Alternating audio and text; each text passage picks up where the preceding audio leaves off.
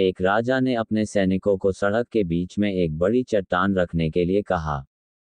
चट्टान को बीच सड़क में रखवाकर राजा ने अपने सैनिकों से छुपकर उस चट्टान पर नजर रखने के लिए कहा कि देखना उस चट्टान को रास्ते से कौन हटाता है।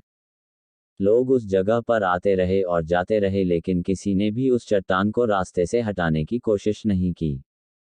उस चट्टान के पास से लोगों के गुजरने वालों में राजा के कुछ करीबी लोग और शहर के बड़े व्यापारी भी शामिल थे, और उनमें से कुछ लोग तो राजा को ही कोसने लगते कि क्या राजा इस चट्टान को भी रास्ते से नहीं हटवा सकता।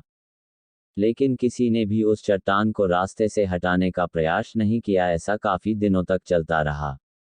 एक दिन एक किसान अपनी सब्जियों के साथ उधर से गुजर रहा था। उसने चट्टान को रास्ते में पड़े देखा और सोचा कि सबको इस चट्टान की वजह से कितनी तकलीफ हो रही है। उसने अपनी मजबूत लाठी से उस चट्टान को एक तरफ धकेलने की कोशिश शुरू कर दी। काफी कोशिश के बाद वह उसे सड़क से हटाने में कामयाब हो गया।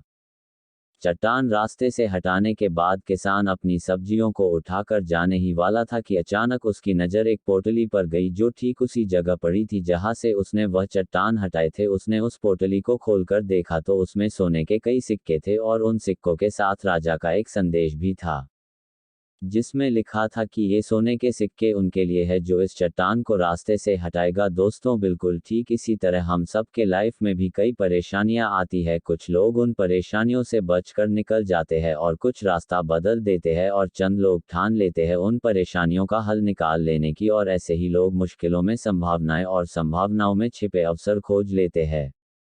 मजबूत इरादे और नेक दिल के साथ किए गए कोशिशों के परिणाम हमेशा ही अच्छे आते हैं। इसीलिए जीवन के परेशानियों से घबराओ मत, बल्कि उन परेशानियों को हल करने की कोशिश करते हुए जीवन सफर में आगे बढ़ते रहो।